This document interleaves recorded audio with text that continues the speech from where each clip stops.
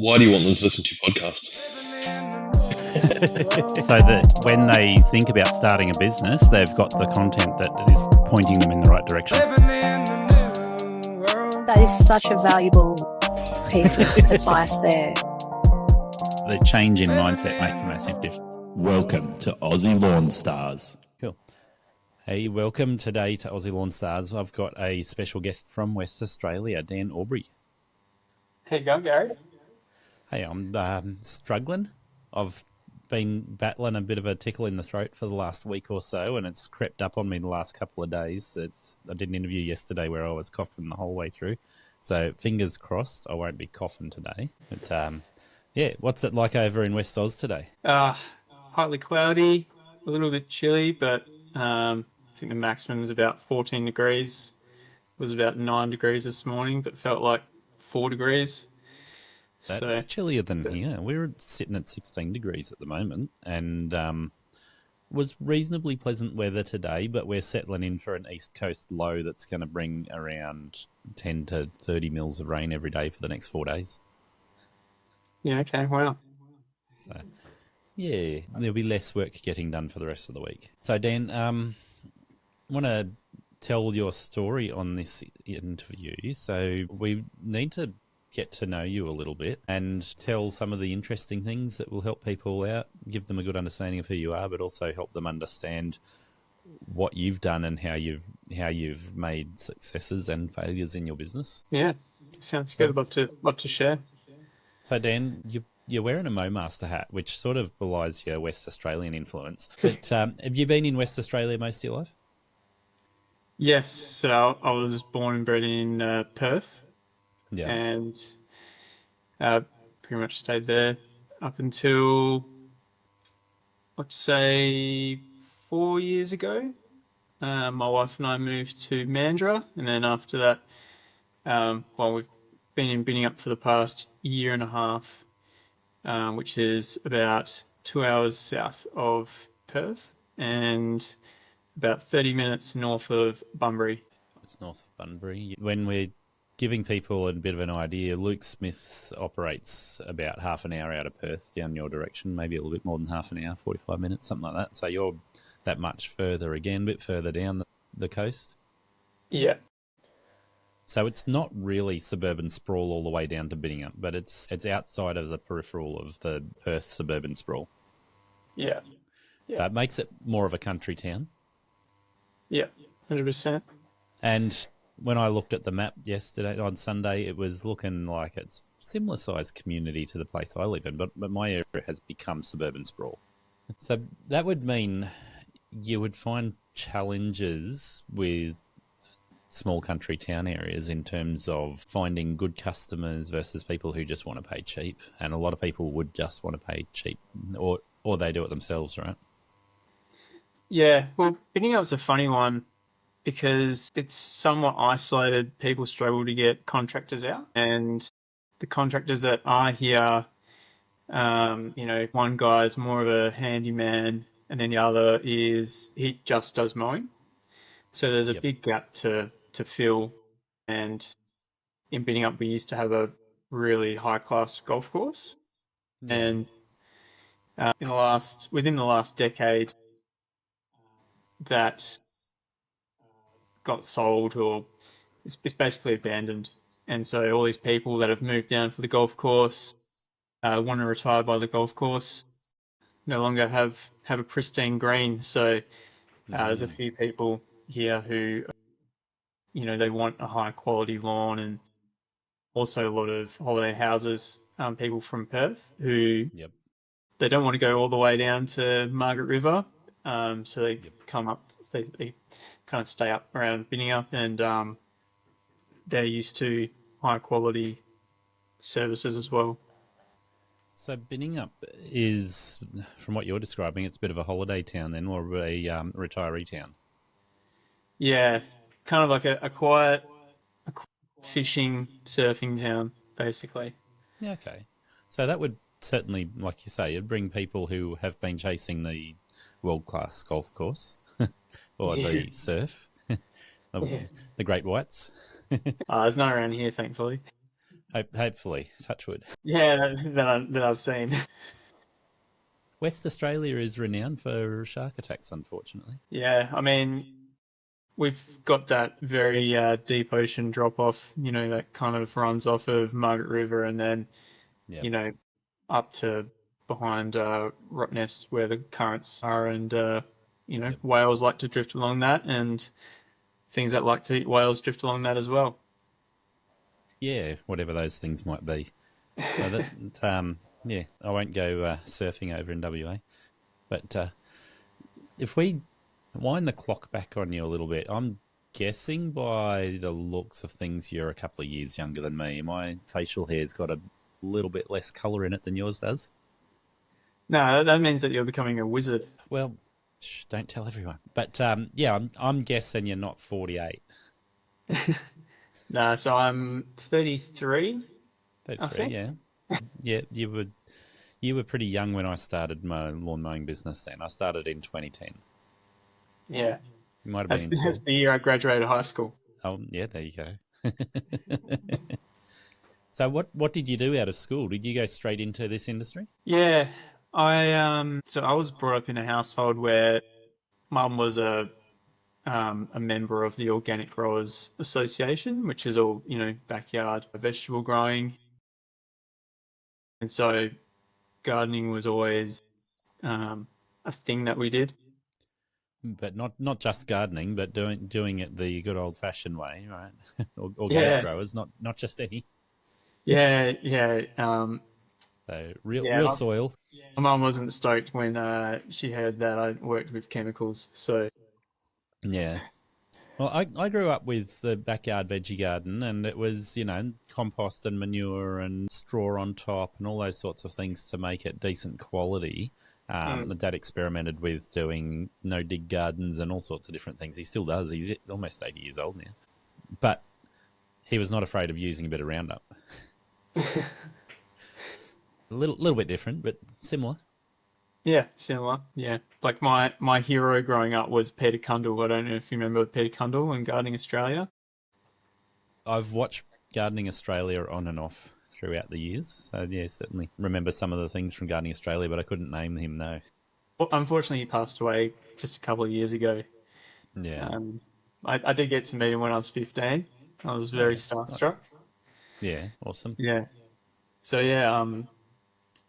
yeah, going through high school, there's a lot of pressure from teachers that, you need to go to university or you need to pick up carpentry or Yeah, become of an course. electrician or something like that. And horticulture wasn't really, it was so obvious to me that I didn't even think of it. Um, and I did a little bit of a mowing around on my street. So, but yeah, it's funny. Like when you're a kid, you don't really think of it. And then after high school, I did a little bit of work experience with a local council, and yeah, decided that was it. Not necessarily council work, but the industry was definitely the way I wanted to go, and went to TAFE and did a Cert 2 in horticulture, Yeah. which like I struggled with like learning through high school, and so I was really a little bit nervous going in, but because it's hands-on learning and it's a subject that I was pretty confident with, it was really easy to do that. And then after doing my Cert 2, I got a job at Banara Nurseries, which for those who are from different states, it's the largest wholesale nursery in Western Australia. I think possibly Yeah. in the Southern Hemisphere. Okay. They produce to Bunnings and a lot of large landscaping companies. And I worked in the export division, Yeah. selecting plants for these, landscapers and stuff. And some of it went over east, and they go in shipping containers. Yep. Um, but yeah, that wasn't really the horticultural aspect that I was keen on. And sent a few random emails around and sent one to Kings Park, kind of not really expecting a reply, but within 2 days I was sitting in an office having an interview. Wow. And because they had a trainee who left in the last before he completed his traineeship. I think it was like in the last 3 months of his traineeship, and they had a spot to fill, just as a casual worker. And so I got that, and yeah, absolutely fell in love with working Kings Park. Nice. Now, Kings Park, a lot of people have not been to Perth. I went over to Perth last year for my cousin's wedding, and it was in Queen's Gardens, I'm thinking off the top of my head. So not far from Kings Park, but also beautiful place, beautiful gardens. But from what you've said, Kings Park is next level. Yeah, it's so to put it into perspective, it's 400 hectares. Wow. Yeah, in the So middle of Perth. yeah, it's one of the largest inner city parks. So bigger Yeah. than Central Park, and quite a lot of it is bushland. It's managed bushland, and 17 hectares of it is botanical gardens, and then there's also parklands, which is like your turf with trees. But Yep. I worked mainly in the botanic gardens. Yeah, It didn't okay. really have anything to do with lawn. Fair enough. But you were doing horticulture, right? So you were learning a lot about gardening and horticulture, not necessarily just about grass. Yeah, especially West Australian flora. So that's Yeah. the one thing that the Botanic Gardens really pride themselves on is Yeah, okay. their array of West Australian native flora, because what a lot of Botanic Gardens do is they show off uh, different plants from around the world. They have their own little collections of plants around the world. Yeah. And I think at some point they just decided that, what's the point? People come from around the world to see Western Australia, so let's give them Western Australia. So Yeah. there's the Botanic Garden is based that you can essentially walk from the bottom of WA right through to Kimberley in Yeah. just like a couple of 100 meters, and you get to see all the flora that we have in Western Australia. That's nice. Yeah. So that's a bit of a mean feat to be able to manage all of that flora in that location successfully, because it is WA is not a small place. From north to south, it covers a large amount of climates. Yeah, and we have so we're we're one of 36 or 38 biodiversity hotspots in the world. So we have, I think it's in like the hundreds of thousands of species of plants in West Australia alone. So in the Botanic Gardens, they have around about 3,000 species. Wow. And so, yeah, a lot to show off. Yeah, so Perth really is best described as a desert. It's part of the West Australian desert, but it's fed by bore water to keep it alive.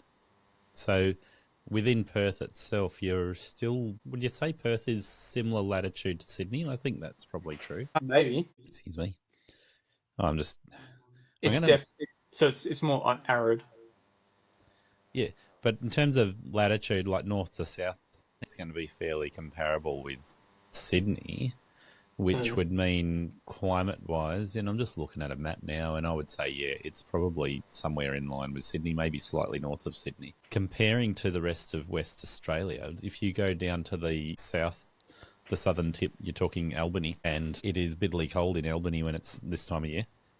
But then if you go into the middle of West Australia, you've got a lot of desert, and then once you get up to the northeast corner of West Australia, you're up getting close to Darwin.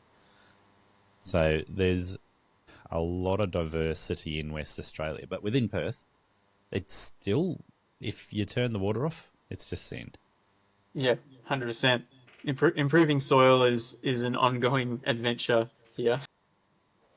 Yeah, for sure. So that would have certainly presented challenges in Kings Park, but like to manage all of those different plant species, the temperature range would be one issue, but also the availability of water and nutrients. Yeah, so we use a lot of drip irrigation. Well, here's a little trick we learnt with drip irrigation in terms of pH. So when you're using overhead sprinklers, that's fed from a bore. So a lot of that, well, in Perth especially, that's alkaline water, Yeah, okay. and you're essentially saturating all the plants and all the soil in this alkaline Yep. water, therefore keeping that soil quite alkaline.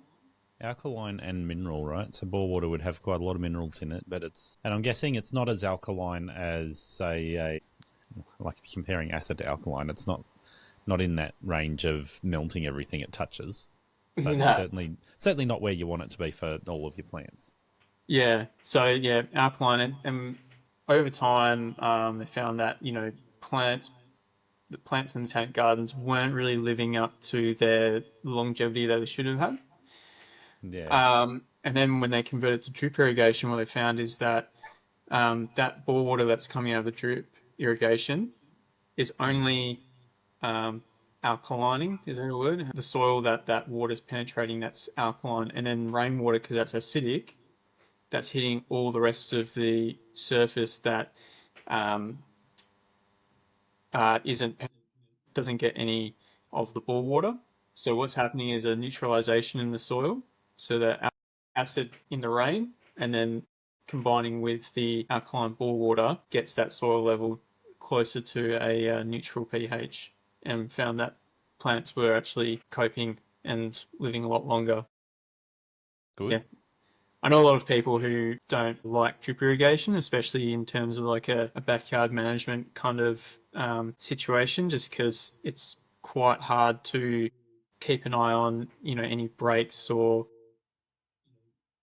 the function of it, making sure that, all the drippers are dripping essentially. But there's that kind of chemical benefit to it. Yeah, so that is interesting because West Australia and South Australia are probably the two areas where people understand irrigation more than any other part of Australia. Obviously, there's other areas where it's needed, but West Australia, without it, you don't have anything.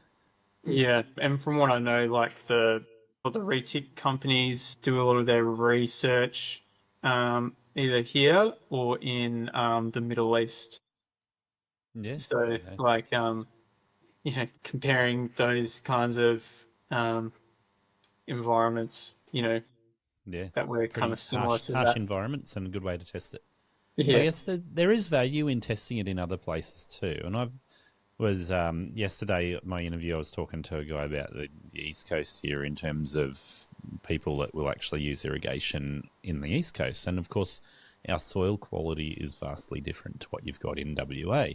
But that doesn't mean all of our soil is great quality. It just means it's very diverse.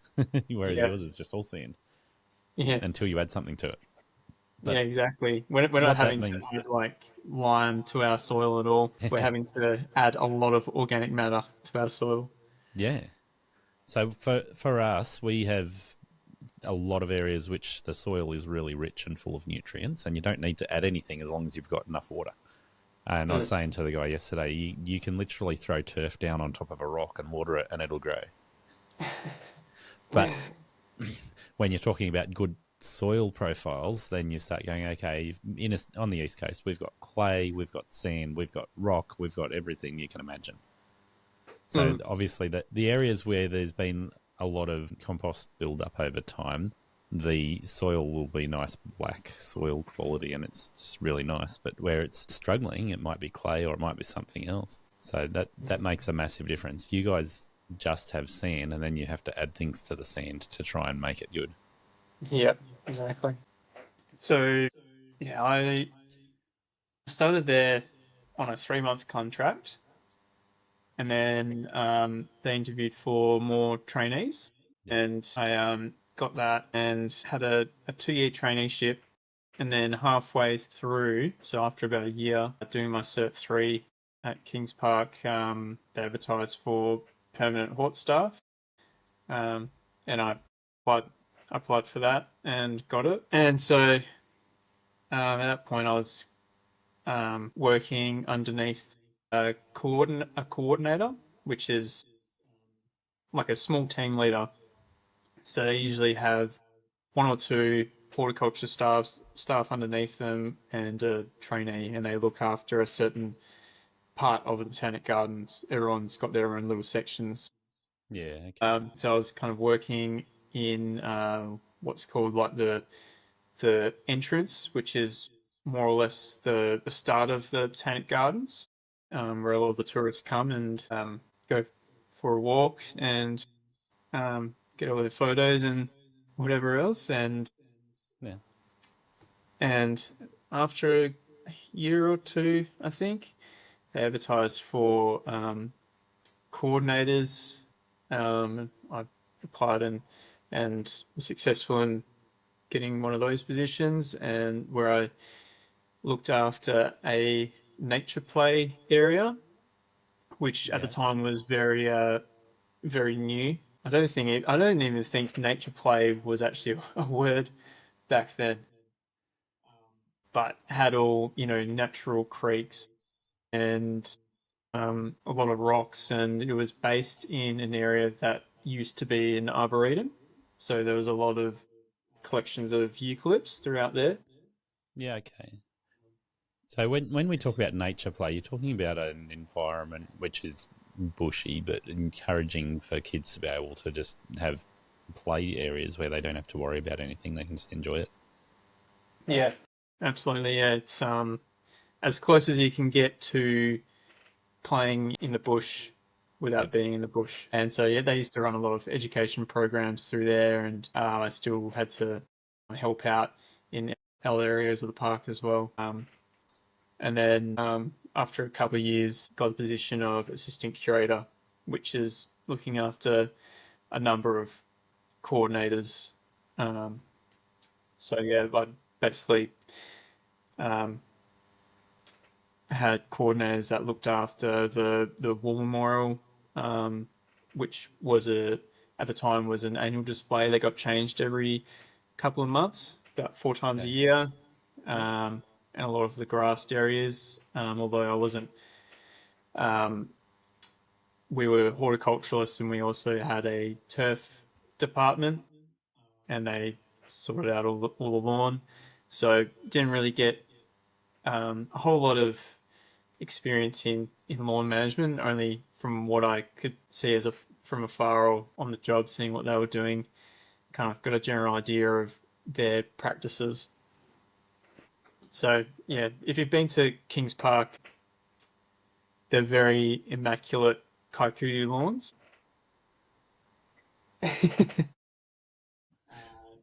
I'm not going to knock Kikuyu. I know there's plenty of West Aussies that will say it's evil and it's not nice, but whatever. Yep. Yeah, yeah. In a backyard residential situation, like it has its good days and bad days, that's for sure. And yeah, definitely don't want it getting into the garden. Like it is a pain. Like cooch sucks, and kikuyu is almost worse when it's in a garden. Um, Yeah, I would say Cooch is worse. It's hard to get Cooch out of a garden. yeah, that's true. But I don't know what it is about kikuyu. It just seems to be a little bit that more. More invasive. Just It's uglier. yeah, it's almost like a sensory thing for me, like pulling Yeah. them, getting your hands in and pulling it out. I Yep. almost prefer cooch. Fair enough. Yeah. Yeah, no, certainly Kikuyu has its place and it does make for a really nice lawn when it's managed well.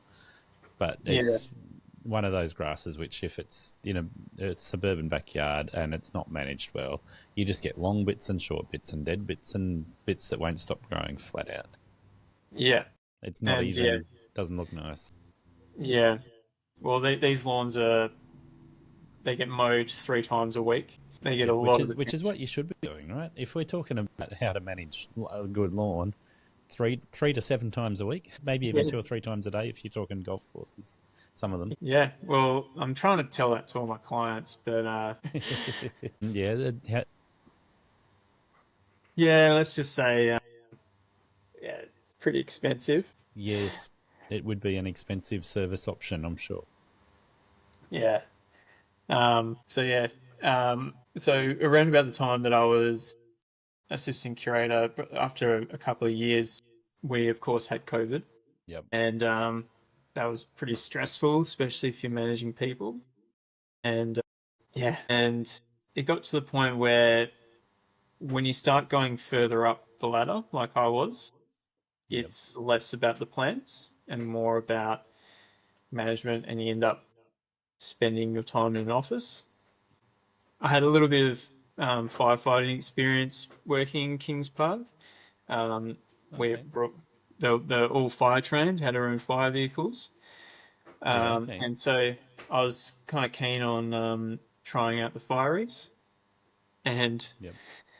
and I got past the physical, and then I was doing interviews, and I had this stock standard uh, answers, and I remember like this late the interviewer was I think she was in HR, and she asked, "Oh, you've been in Kings Park quite a long time.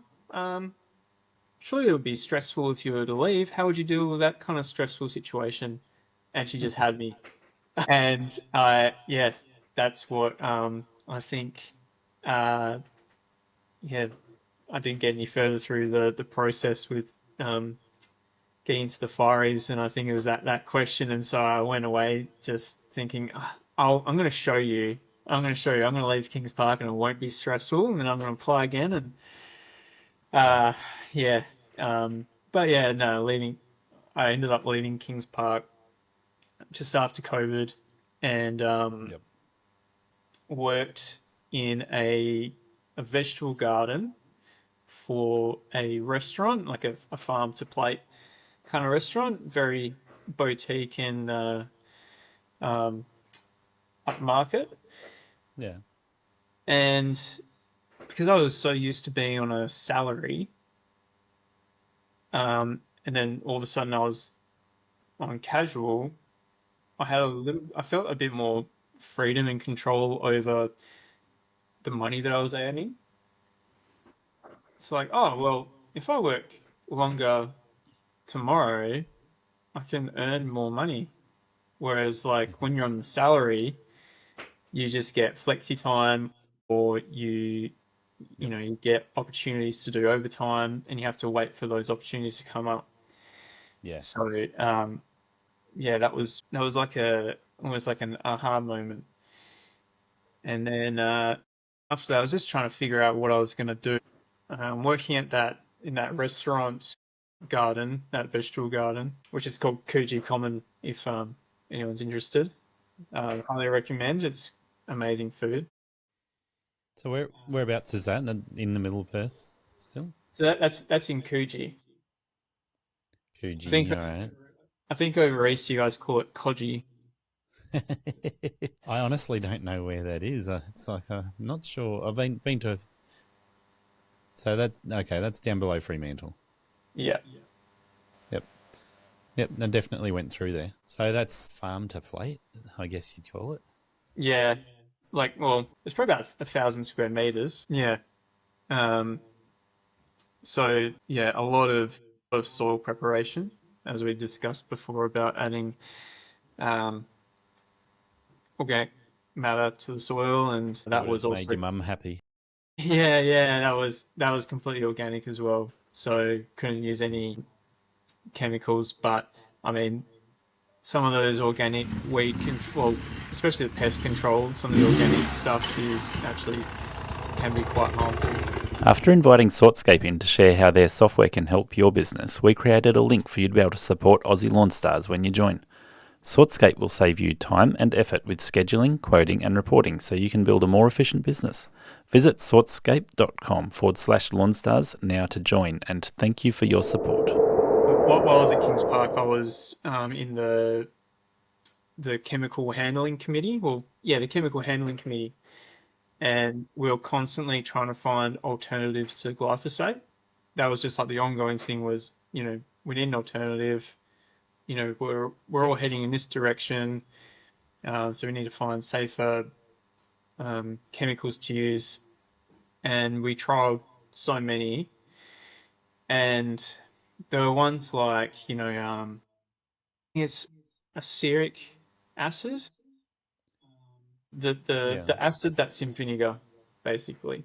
Okay. And what the instructions tell you to do is like, for instance, with Roundup, you only need to cover about 30% of the plant.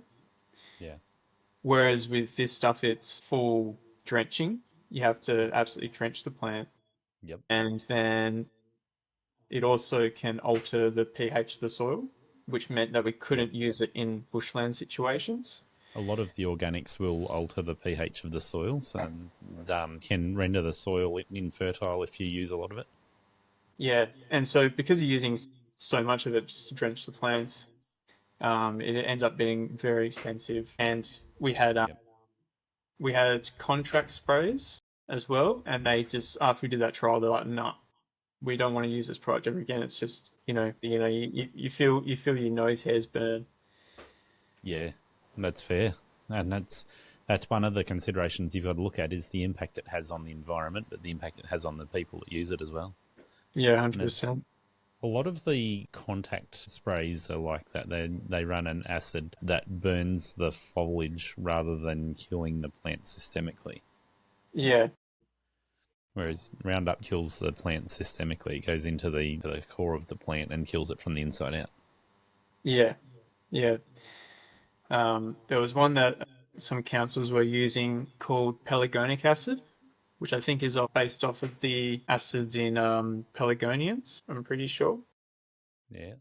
But it's just a foul smell and yeah, not very safe to use. Yeah. So yeah, A lot of the contact ones like that, the alternatives to Roundup are organic, but they are based on an acid solution that is destroying the plant with the acid. yeah, yeah. So yeah, I mean, so that was one of the things working at Coogee Common was, being pretty mindful of what we were putting on these plants because, sometimes within a couple of minutes they're on someone's plate. Yeah. So yeah, a lot of timing, a lot of logistics. Yeah, okay. Luckily we had a manager that was doing a lot of that for us. So the garden is right at the restaurant then? Yep. Yep, literally I'm, people are eating their food while they're watching us bending over and pulling out weeds. yeah, I'm just looking at that on the map at the moment, and like you say, like a quarter of an acre of veggie garden around the Coogee Hotel, and the Coogee Common is off the back of the hotel there. Yeah. It's not so much a hotel, it's like I think back in the day it used to be a tavern and then it Right. became abandoned and then these local restaurant businessmen took it over and did it all up. Okay. Um, It's called Coogee Hotel on maps for some reason. oh, okay. Probably from the historical sense, maybe. Yeah, maybe.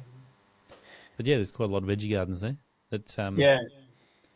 certainly would keep you busy. So was it just you looking after them, or was there several staff? No, so several staff. So we had a manager and then another two of us. It was funny in basically everyone else aside from me were musicians. Yeah. So you were the one that they trusted with the plant knowledge, and everyone else was an artist. Yeah, like I don't know if you've heard of Stella Donnelly. She's a local artist, but basically like the guitarist and the drummer worked in the garden, and then there was another guy who was in a band, and his girlfriend was in a pretty big band as well. And then our manager, she had what's the word, permaculture background, so she was really, really, really knowledgeable in that sense. Yeah, no, there was a girl around this area with a very similar name that used to sing, so it got me confused there when you said Stella Donnelly. So that she would be out there helping in the gardens when she wasn't playing in the band. Oh no, so not her, but like her band members. Okay, yep. Yeah, Oh, yeah. yeah, Fair enough. yeah. Yeah, so they're all veggie gardens that you're looking after there. I'm guessing there'd be quite a variety of veggies for the Coogee Common there. So you be able to serve up like a typical meal plan for a restaurant. They're going to have a lot of carbs, so I'm getting lots of potato, pumpkin, that sort of thing. Now, funnily enough, things that required a lot more area were sourced from farmers markets, basically. Yeah, okay. So we provided the more artisan, hard to get vegetables. Yeah. So I think there's like rab broccoli, which is basically broccoli harvested for the leaves. A few different tomato types, Yep. radishes, different Asian greens, and it was not only are you trying to deal with the seasonal vegetables, like timing of sowing all these vegetables, but also logistically in a way that it goes with the whatever the chef's menu Yep. is. Or it was weird. It was a back and forth. Like the chef would come out with, "Hey, I want to use these, such and such radish, some Jerusalem artichokes, Yep. and we would have to cater for that." And then there were times where it was just like, "Oh, what are you guys growing at the moment? What's available?" And I think that was pretty difficult to manage, stressful at times, especially when you're dealing with chefs. Yeah. So whilst you moved away from Kings Park to prove a point about being able to deal with stress, you found some. Yeah, exactly. No, I really enjoyed my time there. Yeah. And while I was there, because there were a couple of beehives there, and they weren't really that well managed. Yeah. We'd harvest the honey from them very occasionally, but there wasn't really any sort of proper management. Yeah. Which you might know what I'm talking about with your brother in Tasmania and that. Yeah. So is this your first foray into looking after beehives at that point?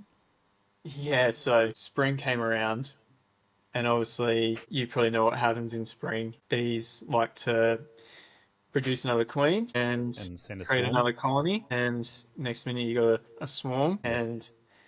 and straight into the lemon tree. And we called a beekeeper to come out and remove it, and he kind of did it with us. We had bee suits, and Yeah, he did okay. it with us, and I was like, "Oh man, this is easy." So Hmm. you get a swarm, put it in a box, and yeah, you got a hive. And then There. yeah, well, I think we're only allowed to have four. Yeah, I don't think Yeah, fair enough. I don't think the owner wanted any more than four. Yep. Especially because we used to take tours around the vegetable garden. That's fair. And for a property that size in the city, that's probably like once you get more than that, you start having to deal with extra issues. Probably got restrictions from the city. Yeah, I can't remember what they are, but yeah, it's something. It's either between 2 and 4 hives for certain size blocks, Yep. and then they need to be registered as well with Yep. DPI. Yes. Um, but yeah, that took me down a rabbit hole of beekeeping, and I ended up getting a job in a beekeeping supply shop nearby, Okay. and I was doing because I caught one swarm. I can do all types of bee removals now. Yeah, that gets interesting because it's one thing when there's a swarm in a lemon tree that you have just seen swarm from the hive. It's another thing where they've set up shop in a wall or in a hollow tree trunk or who knows where. Yeah, just like anything, I got obsessed, and I was watching loads of YouTube videos on guys in America removing hives and swarms, and thought I could do that. Yeah. And I went into a lot of interesting situations, removing bees from people's houses and backyards.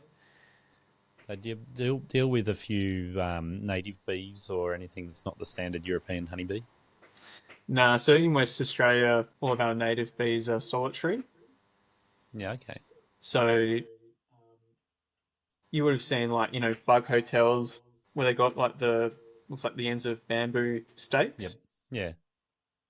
So that's typically what a lot of our native bee species do is they'll, you know, plug up the end of one of those with chewed up leaves and resin. Yep.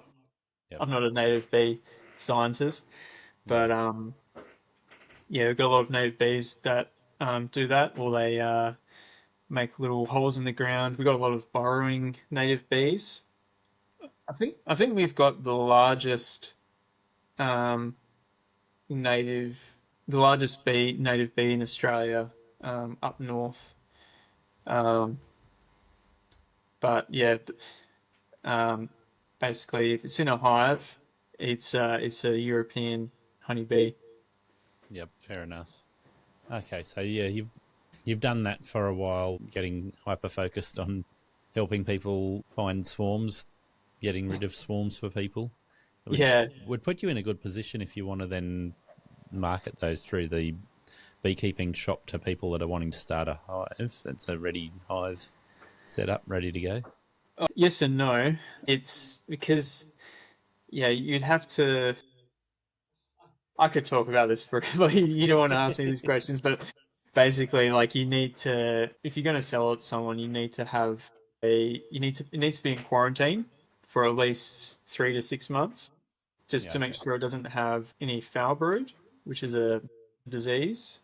Yep. Um, and you also need to make sure that it's been requeened Yep. because you don't know how old that queen is, if she's on her way Fair out or enough. not. Yep. Um, and yeah, so I wasn't really thinking of it like that. We at the time we had moved to an acreage site in Mandurah, Yeah, which is okay. about an hour south of Perth, and so I kind of started accumulating these beehives. Accumulating, like, not just two hives, like 10, 15, 20. Yeah, towards the end, well, at one point I had 30.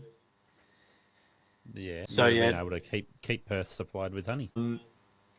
after a while, I ended up at one point I worked as a commercial beekeeper for Sawyer's apiaries, Okay. and that's considered a small operation. And he was running 300 hives. Yeah, 10 times as much as what you had. Yeah. Whereas the bigger guys that sell to Capilano, they're running about 1,000 hives. Yeah, and then adding water. No, I didn't say that. Yeah, I I didn't forgot say about that. that. I'm sure they don't do that. Well, so you can't add water because it makes the honey go off. I think what they were inferring was that yeah, there was a time where Capilano was accused of adding corn syrup, which is very similar taste and consistency to honey. Yep. And I think a lot of our imported stuff does have that. Whereas, like I've had a bit to do with the commercial beekeepers that are running, that are providing to Capilano, and when that accusation came out, it really hurt them. It would, yeah. It would, like I said, it's one thing to joke about, it's another thing to recognise that it is a significant accusation to throw around. Yeah, absolutely. Because it's you can it's people don't see all of these families that are trying to make their living from selling honey, which like I think Capilano is buying honey for about $3 a kilo, which is insanely cheap. Yes, it is. I think, just thinking, it's been a while since I actually looked at it, but when you could buy it for about $10 a kilo from a roadside beekeeper, that was a while ago.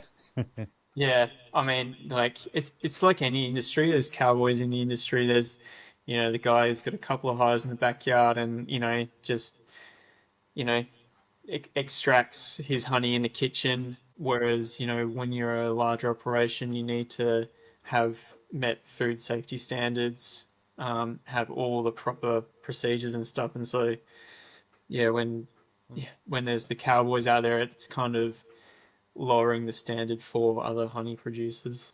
I think a lot of people who are selling their own honey would probably be in that sort of 10 to 50 hives and probably got a reasonable procedure to make sure what they're selling is fairly pure and done well. Yeah, absolutely. And I think with this Varroa incursion that we've had over east, our honey prices need to go up. We need to start paying more for honey than we are, because in order to manage Varroa, there's certain procedures that they need to do, like how they do in the US and in Europe and all the other continents. So, yeah, it's probably one thing that I think beekeepers are worried about is the finance, and how we're going to get people to pay more for our honey. They thought they could eradicate it completely, but they ended up going, no, we need to work out how to manage this. Yeah. Yeah. And yeah, I know a lot of guys who are from Europe who are just like, they're not phased by Varroa coming here. It's more the cost of managing it. Yeah, for sure. Yeah. Well, we should try and bring this back around to lawn care and gardening and business. Yeah. But we're at about an hour into the interview, and yeah, we need to cover some topics that will keep the listeners going, okay, this is what we're here for. But we've given people a very interesting background with you, and that's very valuable. And I think one of the things we'll get into now is talking about how your history, your background, and your training helps your business, and whether it's valuable or whether it's a waste of time. And I think that's a debate that I see going around a lot at the moment. If you start a business like I did without any background in horticulture, like, I didn't have a horticulture certificate, didn't do an apprenticeship, didn't do a traineeship, didn't do anything like that. Am I better or worse than you when it comes to what I'm selling the customer? And people will argue very strongly that it's much better to have the certificate, the traineeship, the apprenticeship, the qualification, and the recognition that goes with that, whether it's horticulture or sports turf management and spending time on a golf course, whatever it is. And certainly I would recognise there is value there. But when it comes to going which business is better, I don't think it's clear cut. So you've spent a bit of time on golf course as well, yeah? I don't think we've covered that. No time spent on a golf course. Okay. I've been kicked out of a golf course, but well, there's a story.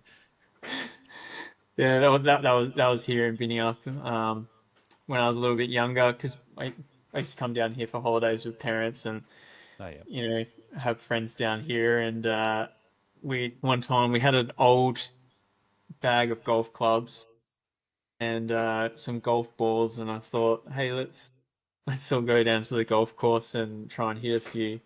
We rock up, and the owner's there. He's just like, have you guys paid? And being teenagers, just like, yeah. And he went through the honesty box, and he's like, okay, so which check is yours? Yeah, and we're just like, oh, Chris, you put it in. Oh, whoops. Yeah, he turned around and just said, don't come back here ever again. Oh, no. So yeah, we didn't even get to tee off. I'm guessing from teenage years to now in your 30s, you could probably go back, but you probably wouldn't try just walking in without paying. Yeah, whether or not I could afford to play, but that's a no. I never really had much of a. Probably only recently, I've thought, oh, wouldn't it be good for the experience working on a golf course? Whereas before I had my business, I probably wouldn't have considered it, just to learn their turf practices and how they do things and how it can be applied to a small business. For sure. So that's another line we could go down. But what point was it that you started thinking maybe I should start my own business? You've been through several jobs, working with other people, got a wide range of experience from Kings Park to the Coogee Common, beekeeping. Your experience is diverse, but did you, along the path, think about running a business, or did you reach a point where you started going, I don't want to be an employee anymore?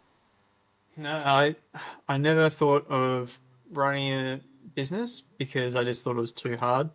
Yeah. All of the accounting stuff, bookwork, you'd always hear about people complaining like, oh, you got to write up these invoices and stuff like that. Whereas I had mates who had landscaping businesses, or people I went to school with who went somewhat down that route. Not so much lawns and gardens, but landscaping route, and they would turn to me and they'd just say, "Why haven't you started your own business? You would kill it." There was always that part of me that just, I think it's a lot of it's sort of confidence, and it wasn't until a friend from church, he left to be closer to family in Albany, and he essentially gave me his business. Okay.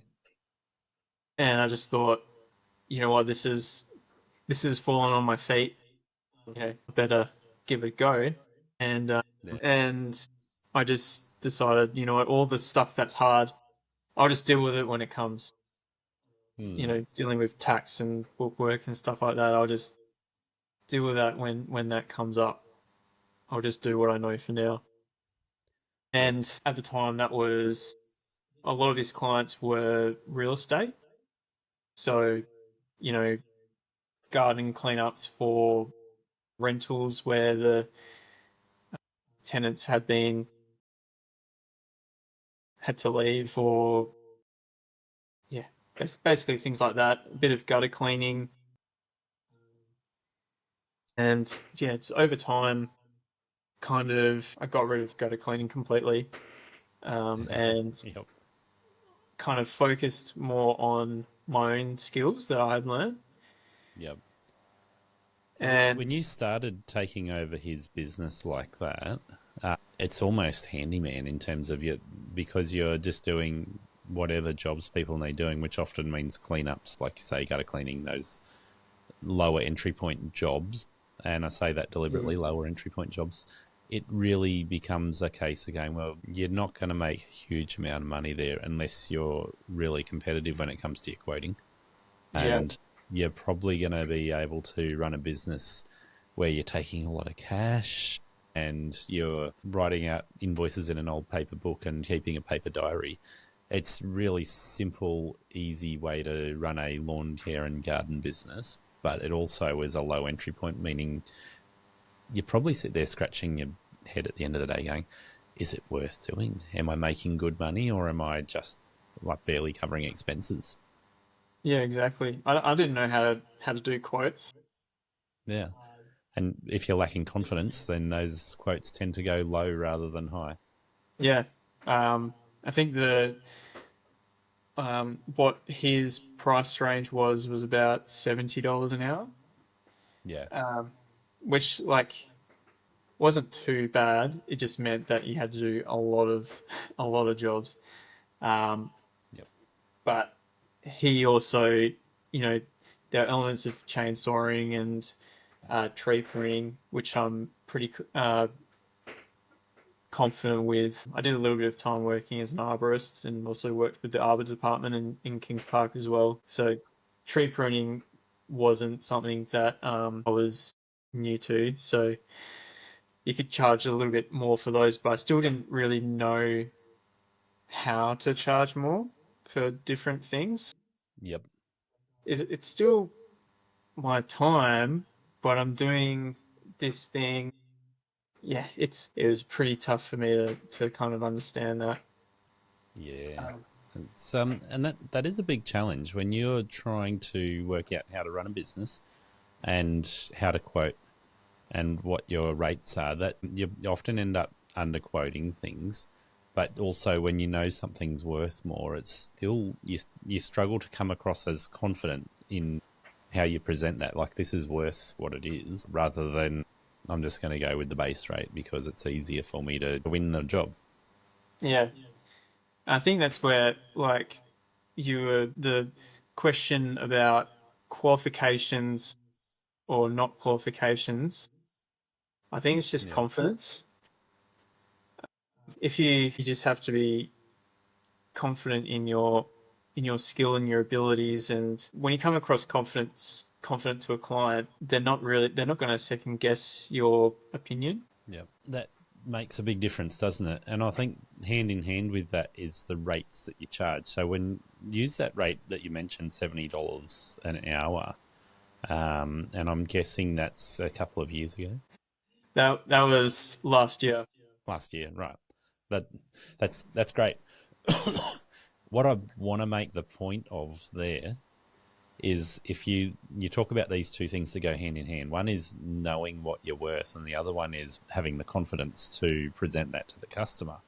So if you look at what it takes to run a business in our industry at the moment, you've got to pay a wage, regardless of whether it's yours or somebody else's. You've got to pay a wage. So a wage at the moment, let's say $30 an hour, maybe $40 an hour if it's yourself, $30 an hour for somebody else, or higher if they have qualifications like you just mentioned. So if you go with yourself, you've got to pay yourself $40 an hour. On top of that, you would hope that you're paying yourself super, but when you're starting a business, you're not. You got to pay tax, you got to pay all sorts of things, but you just go, okay, the wage is $40 an hour. And then you got to incur some other expenses that you know are there, like insurance, fuel, vehicle, replacing equipment, all the different things that come into that. And then you want to know that after you've calculated all those things, you're actually in the green, not in the red. You want to be cash flow positive, not cash flow negative, when you account for paying your own wage as well as everything else. If you haven't thought about it from that point of view, then what I did is I discounted my own wage. I was like, oh yeah, I can give somebody a discount because I'm earning $50 an hour, right? And so if I took a little bit too long on the job, it's like, it doesn't matter, I'm making good money. Or if I wanted to give somebody a pensioner's discount or whatever it is, it's very easy to overlook the fact that you actually need to break even and do better than break even. You need to be positive, and to the point where you should be aiming for between 10 and 30% profit on top of that after paying wages and all your expenses. Yeah. I literally, there's a cactus in a pot outside, and that is my reminder about getting the pricing right. Because I did a garden cleanup for a real estate agent, and I didn't account for the time as I should have. Yep. And it was like just break even. And like part of it was removing this giant San Pedro cactus. It was huge. And that's a cutting off of that. And so after walk past that cactus every day, and it's like a reminder for me about really accounting for time it takes. But when you're starting, you don't know how long something takes until you actually do it. And you also don't know what expenses you're going to incur with different jobs as well. So Yeah. I know when I started, I had a rough idea of what I thought my expenses would be and what I needed to charge. After my first year, I looked at my bookwork and I went, that's where my expenses are. That's where my margins are. I need to go harder. I need to go stronger. I need to charge more. I need to work more. I need to have less unbillable hours. Yeah. All those things, when you don't know, you can go bust really quickly. And when it comes to your confidence quoting, regardless of whether you have those numbers in front of you or not, your qualifications don't help you to have confidence quoting. Yeah. Yeah. I think because in school they don't really teach you any of this sort of stuff. No. I didn't even know what GST was until probably like last year. I was still charging. I'm charging this extra 10%. I don't know what it's for, but yeah. Um, so yeah, it definitely, if you can work with someone who runs a business and either shadow them or work for them and see how they operate their business, definitely, yeah, would have helped. It would have helped me. Yeah. Well, I think that's one of those things which I'm going to say at every episode that I get the chance to, is that once you know that it costs money to be in business and what it actually costs your business to be in business, then you can start going, okay, I need to clear that sort of money in order to be ahead so that I can actually make a profit. And if you look at it and you go, okay, I know, and this is why I always talk about your numbers in different amounts. So your hourly rate of $70 an hour is one thing, right? If you bump it up to $130 an hour, you're getting pretty good money. But if you go, okay, what do I actually need for a day, for a week, for a month, for a year, or for a quarter? For some people, that's where their quarterly is really sensible for them, because that's when they do their best. With those numbers in mind, you start going, okay, if I need to hit $120,000, $150,000 a year turnover in my business, I can start reflecting back on what I need to do per week, per day, per hour, and can make sure I'm actually charging the right amount to make that. Yeah. When I first started, I pretty much had the daily figure in my head, like, oh, I need to make this much in a day, and scheduled the right amount, the correct amount of jobs in that day, but also trying to figure out how I can work more efficiently to bring that cost back up, and also, yeah, quote a little bit higher each time. That's I've important. I haven't made the same mistake twice. Well, not to the same level. It's really important to go a little bit higher to account for the days where it's raining and the days where you've got an equipment failure. It doesn't rain over here, so That's true. Except it did the other day. yeah. Yes, it doesn't rain very much there, but nonetheless, you've got to account for days where you just don't make as much money as other days. Yeah, Things go wrong. exactly. Yeah. I did Luke Smith's course. I think it was earlier this year, and one of his there's so much great stuff in it. I really recommend anyone who's listening to check out his business course. Yeah. There was so many great little bits in there, and one of them was the concept of planning for a 3 or 4 day work week.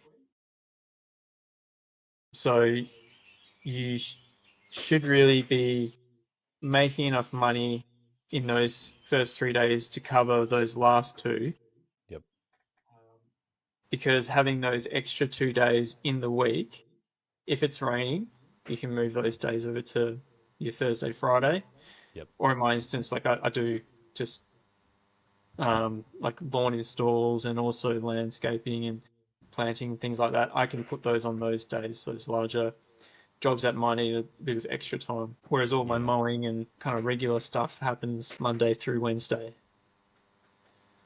And it's a lot of value in that, because if you have that as your goal and then you make more, that's not a problem. But Yeah.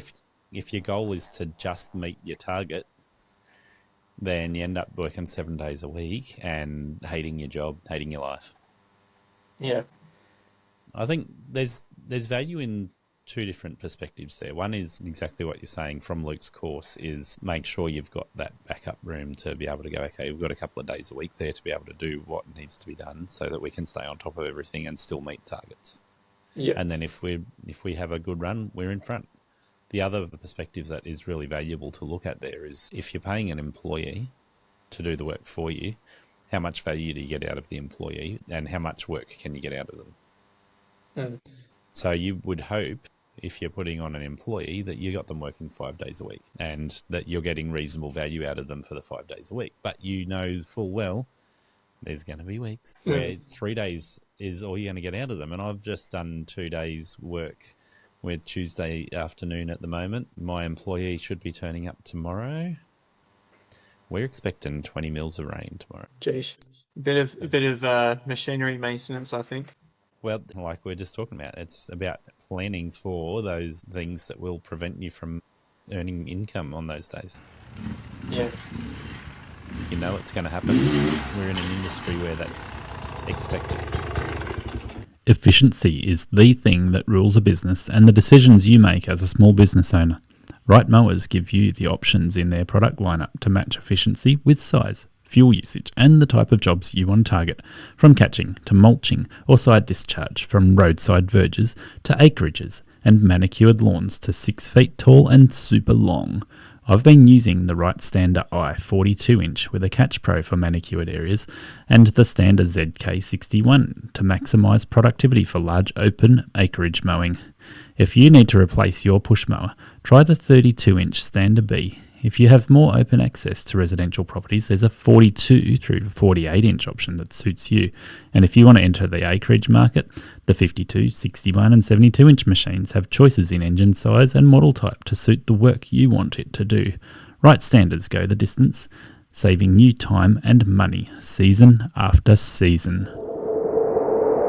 I feel very blessed that I've been able to work outside my whole life, though, because, I've done days where I've been stuck in an office and I'd rather be in torrential rain than be stuck inside. Yep. I get asked that question on a daily basis talking to people. They're like, oh, it's beautiful weather outside, isn't it? And I'm like, yeah, and 98% of the time, I'd rather be outside than inside. There's 1 or 2 days a year where I don't like being outside, but I'm really glad I've got this job. Yeah, and sometimes when people say, if it's raining, and people ask, "Oh, you're not going to work on a day like this?" Well, it makes the good days even better. Depends on how much rain you get, right?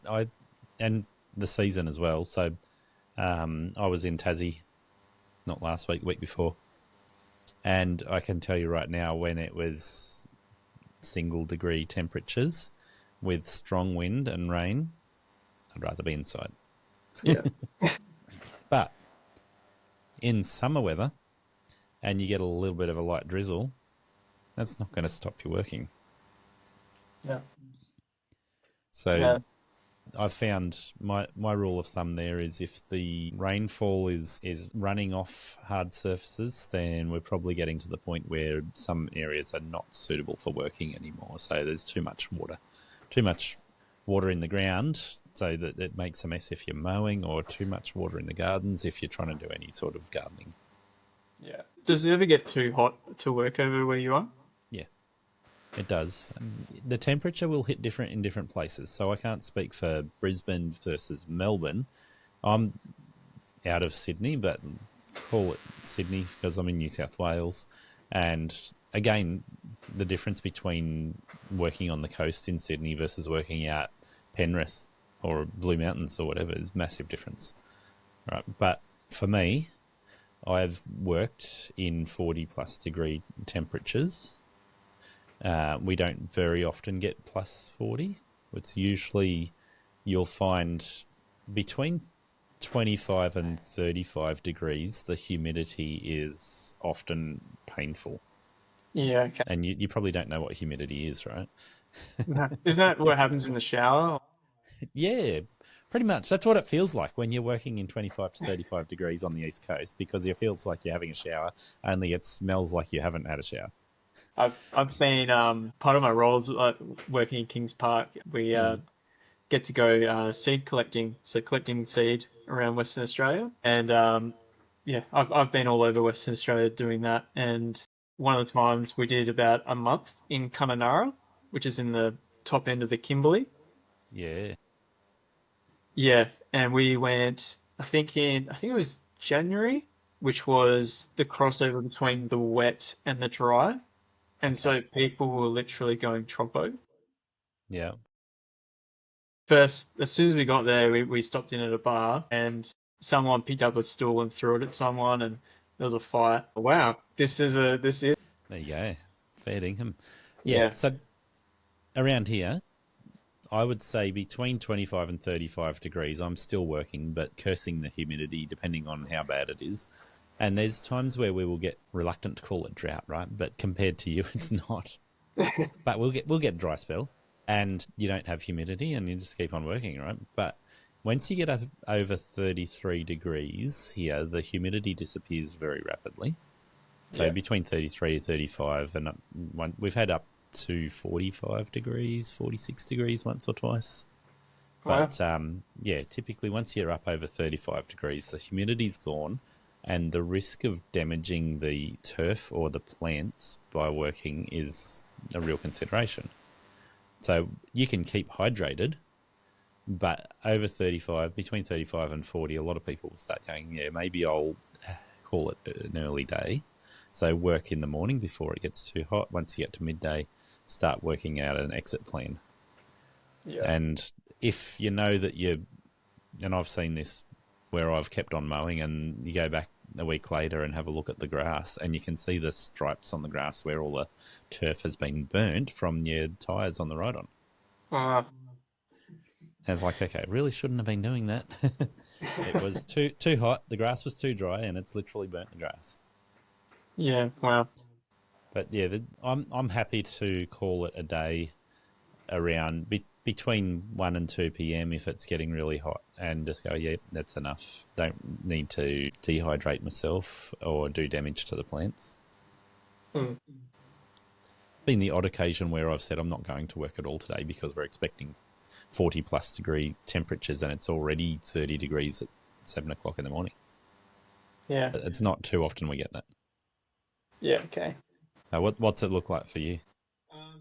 I'll usually try and get all the work done before it gets hot, so as early as I possibly can. Yeah. When it comes to like lawn installations and landscaping, I'll try and push through. But it doesn't matter how much water or electrolytes you can consume, you just end up sweating it all out. And I've had to call it quits because I can't. My hands just start doing that, cramping up, and you can't pry them back open. And so, had to, go to the client looking like, hey, I need to go. I know how you feel. It's interesting. So I find when we've had a lot of hot weather back to back, on residential jobs, we'd drink a 100ml bottle of water on every job. And so in between, I would start switching out the water with an electrolyte drink. So 100ml bottle of water, 600ml bottle of electrolytes. And I'm not talking Gatorade.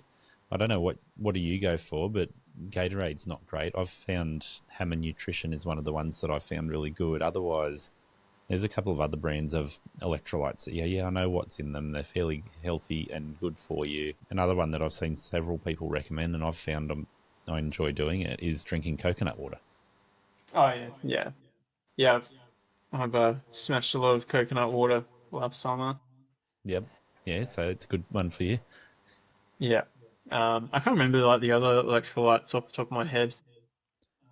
But, there's times where you just go to the servo and get a bottle of Powerade or something and hope that does the trick. Yeah. Yeah, and I have done that. So Gatorade, Powerade, whatever, and I think one of them is slightly better than the other, but won't get into brand hopping here. But yeah, some of them are often referred to as sugar water. There's loads of sugar and not a lot of electrolytes. Yeah. When you're buying them from a servo. Whereas you go for coconut water and there's a little bit of sugar in it, but there's a decent amount of minerals in there. Or you buy the electrolyte tablets where you know exactly what you're getting. Yeah. Tablets, powders, whatever. Yeah. Yeah. So through your growth season, are you hitting 35 to 40 degree days regularly? Last summer, we didn't get too many 40-degree days. A couple.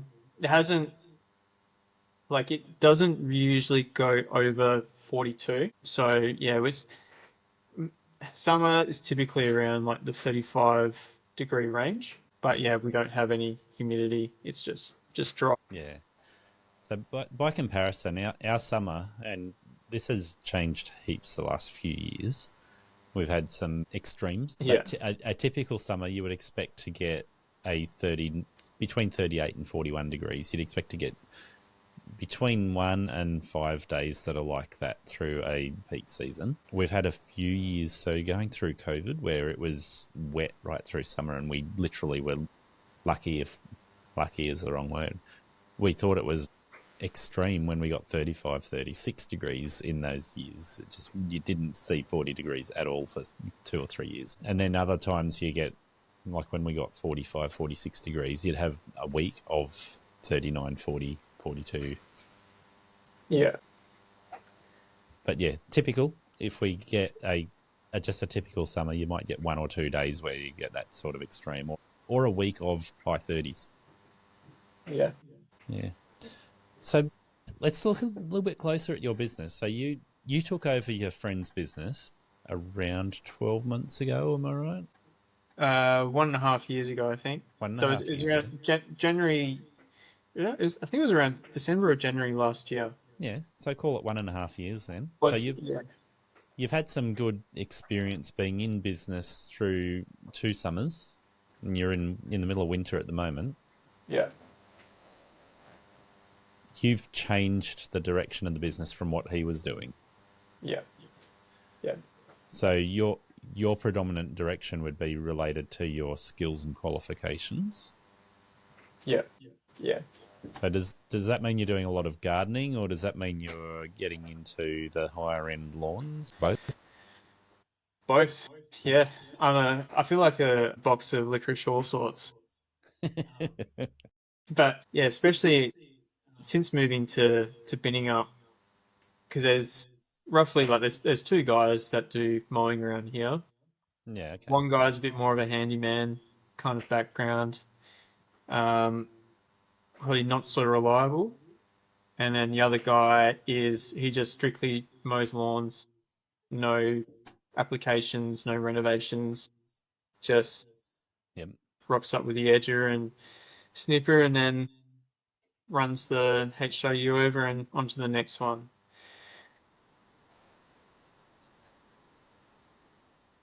No, he doesn't have a cylinder mower that I know of. So, yeah, we got a lot of buffalo lawns around here. Yeah. Some people have said buffalo is not good for a cylinder mower, but I really appreciate what it looks like with a cylinder mower. Yeah, when a buffalo has been renovated and has that constant high level care, then yeah, you can run a cylinder mower over it. Whereas down here, yeah, because I think just because of availability of renovations and that, like, people's buffaloes aren't at that standard. So Yes. running a HRU is the best way to tackle them. Now, my first interaction with a cylinder mower, and sorry if this is derailing your focus a little bit, but I'll say it because we're talking to you in WA there. My first interaction with a cylinder mower was they weren't a client of mine. They were opposite a job that I was doing, and they had a chat to me about what I was doing and whether I'd used cylinder mowers or not. They were mowing their own yard with a cylinder mower, mowing buffalo, but on the east coast here, a lot of people, and even though they were cylinder mowing, they had never renovated their lawn, so the thatch was insane. Yeah. And the buffalo was still looking very healthy, but it looked like a pillow. Yeah. Did that take a lot of the power away from the drum, the self-propelling drum? No. It's me. Keep on coughing. No, that didn't take the power away from it, really. And it wasn't a Mowmaster. Being on the east coast here, they don't know what they are. So it would float across the top and just take the runners off the top. You obviously have with buffalo, a lot of runners that are just overlapping each other, and it looked spectacular, but apart from looking like a spongy pillow. So I realised with my own yard, putting a robotic mower on it and, competing robots versus Mowmasters, which one's better, right? I realised with the robotic mower that the same thing will happen, where your buffalo will get spongy if you don't do a renovation on it. So only around the edges of my yard where the robot's turning around and not getting the edges, it gets a bit of sponginess in the buffalo. So I've gone and bought myself a dethatcher so I can go around and tidy those edges up and make sure they don't get too spongy. Yeah, okay. Do you know what's, speaking of edges, a really funny thing that people in Binny Up do? I haven't really seen too many people in other towns do this, but instead of running an edger, they'll spray the edges with glyphosate, Yeah. and then when the turf dies back, they'll then fill it with sand. And so you can see which lawns I do, Yep. and that the other mowing guy does. That's the glyphosate edges. No, so he doesn't do the glyphosate edges. He runs an edger, but like Okay. all the guys who look after their own lawns, yeah, you can see. So we will come across that on the East Coast. Fortunately, I don't see it too often, but you do definitely see it. And if you're a part of the LMCA community, that's got to be a feature photo once a day or once a week where somebody's found somebody with a what looks like a moat for an edge. And it's that wasn't done with an edger, it was done with a glyphosate spray. I did see a contractor in the next town down, Australind, and they were doing like a garden cleanup for a house that was about to sell. And there was a big guy, and he had one of those little hand pump handheld sprayers, and he was walking around the edges with this sprayer, just spraying the edges. Yep. Look, in the right place, I think it's actually a sensible thing to do. But when you're talking a residential yard, no, it doesn't make sense. So I'm doing large commercial premises, and when you're doing a perimeter fence around a large commercial premises, glyphosate's the right way to take care of it. Yeah, I've got a client who has quite a large acreage and a lot of trees, and so yeah, perimeter fence and around the trees saves a lot of time with on the wood snipper. Yeah, and I think when you're talking about that aspect of it, if you start getting into higher care with those trees, going back to your King Park days, you probably wouldn't just be spraying around the trees, you'd also be adding mulch or compost or something to keep the roots alive better. So a higher end garden, you might start doing something like that where you're making sure that root zone is actually a healthy soil profile rather than just nuking it with glyphosate. Well, I think the manufacturer's word on it is that it doesn't penetrate anything below the soil surface. Yes. Whether or not that is true or not is a different story. But I think a lot of at Kings Park, one of the issues was roots coming up out of the grass and the mower blades damaging the roots, and that's how infections in the trees are caused. And also that's kind of how mycelium in the trees kind of spreads. So there's a fungus called malaria. I don't know if you guys have it over there, but it's a fungus that eats live wood. So it can kill a tree if that spreads. Yeah, and I guess when you're talking about that root zone around a tree, I've experienced that particularly with robotic mowers, that the roots will often come up above the ground, and your robotic mower might hit the roots if you don't take care to deal with that situation. Again, if you're using glyphosate around a tree like that, if you've got exposed roots, getting direct spray on them, particularly if they're getting damaged by the lawnmower, I think the risk of the glyphosate entering the tree systemically is there, definitely. Yeah. And I mean, typically I would say if glyphosate lands on the soil, it's not a risk to anything below the soil, yes. But if you've got those sorts of things, roots sticking up or new shoots coming through, any of those sorts of situations, then the glyphosate's going to have an impact. Yeah, and it does alter the soil makeup. I think it's got it's like calcium or something in it, but it can make the soil more alkaline, which we definitely don't need over here. Yeah, for sure. Yeah, okay. So, so you've been able to target a particular type of customer in Vinegar. Yep. I'm guessing you've still got a mix of customers in terms of ones that you value most versus ones that you value less. Yeah. So I've kind of, it's more of a, I remember you talking about the color coded, like you have your green, orange, and red clients. Was that you? Right. No, that's not me. So I've talked about it in terms of having three different quotes you would give a client. So, and you try and, I may have mentioned color coding a long time ago, but it's more likely somebody else you'd be thinking of. May have been somebody I interviewed. Yeah, But yeah, maybe. if you put clients into the three different quotes that I would provide, you're talking about neat and tidy, which is the base client, or in the words I like to use, my worst client possible. Neat and tidy is good, right? But it's still my worst client possible. Yeah. And then my ideal client is in the middle, right? Yeah. So if you're color coding them, you go, okay, your middle client is going to be the one which is easy for you to look after, but you're going a little bit extra and getting a little bit more out of them as well. So And then you wouldn't go, you wouldn't prefer the high end client.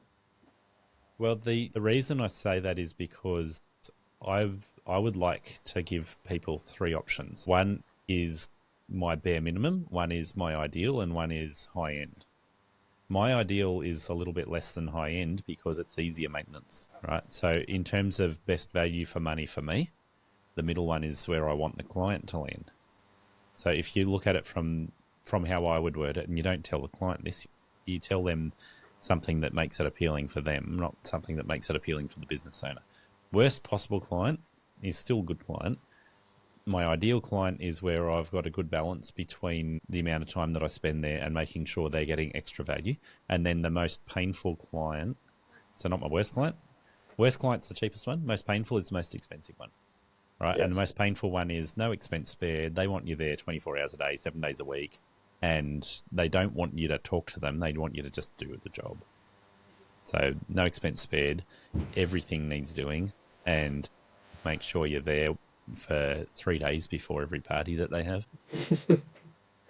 So, yeah, that's the way I say it. And, of course, everyone's business is different. You choose how you want to fit your clients in. But if you give them your highest end is where you want them to land, they'll never land there. And this is one of the things I find with people in Australia never going to weekly mowing. There are people in Australia that do weekly mowing, but most people do fortnightly mowing. And I'm going to look at you, Dan. In West Australia, with your cylinder mower, do you really want to mow fortnightly? Weekly or daily is where it should be, right? So if you want them to be your high end, offer them something higher. That's ridiculous. And that way they want to be in the middle, regardless of what three options you give them. They want to be in the middle. Yeah. So there will be people who want to be your cheapest client. Make sure your cheapest is still great. Yeah. There will be people who want to be your most expensive client because they want to make sure they're not just the best in the street, but they're the best in bidding up. Yeah.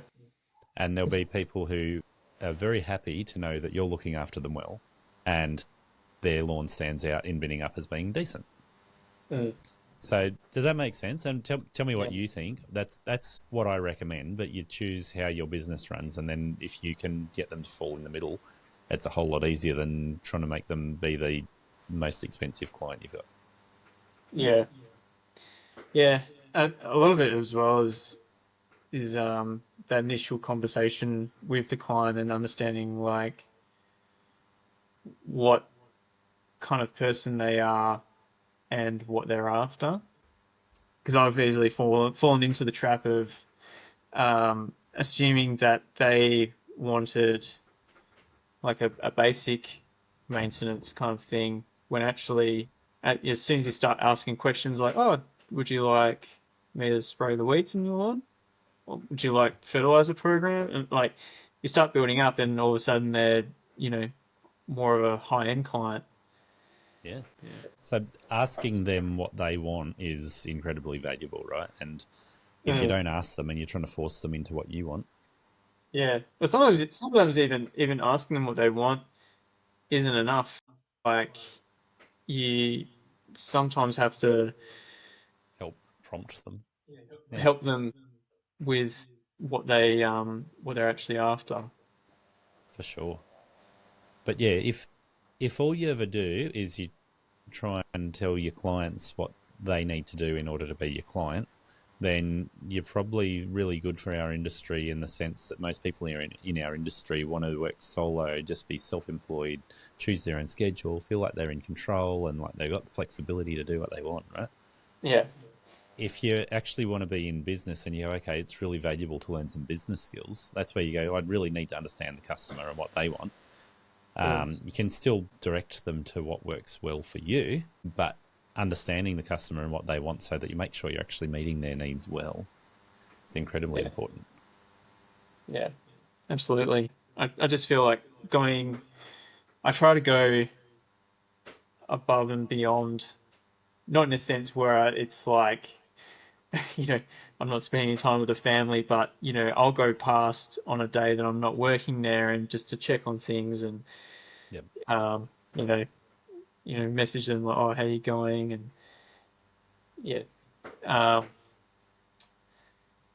try and provide that extra value without it being a cost for me. Yeah, that's valuable advice for people to be listening to. Yeah. It's like I listen to a lot of Alex Hormozy. I don't know if you've heard of Alex Hormozy. Yeah, so I listen to him and about, you delivering. He's got some pretty good tips and wisdom in business and how it can be applied to basically all businesses. I spend a lot of time listening to business experts and business advisors and podcasts around those areas as well. So, yeah, always looking for audiobooks or podcasts that are in that space. And trying to make sure my own podcast is helping people in that space. Yeah, you'd hope. Yeah.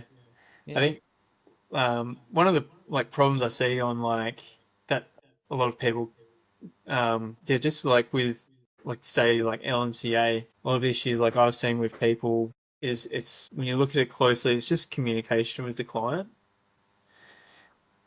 and whether it's like dog poo on a lawn and it ends up kind of escalating, and the client and the contractor are having a bit of a fight, and it's just like, just a little bit of respect and good communication solve a lot of that. Yeah, for sure. Not even having it become a problem at all. This is one of the things I've never understood, and LMCA is one of those places. I've got a lot of respect for what LMCA does for our community. Yeah. But I have never understood when people get high and mighty about the dog poo on the lawn. And to be fair, I understand if it's a no-go zone, you're worried about catching disease from the dog poo, or there's valuable reasons why you don't want to deal with dog poo. You don't want to stand in it. You don't want it flicked up your face and your nose and in your ears and in your eyes. I get that. I do. But exactly what you're saying, the point is we're providing a service to a client. How we deal with issues that are a hard no for us makes a world of difference to whether the client feels like we value them or we don't value them. And so I look at that and I go, dog poo's not a hard no.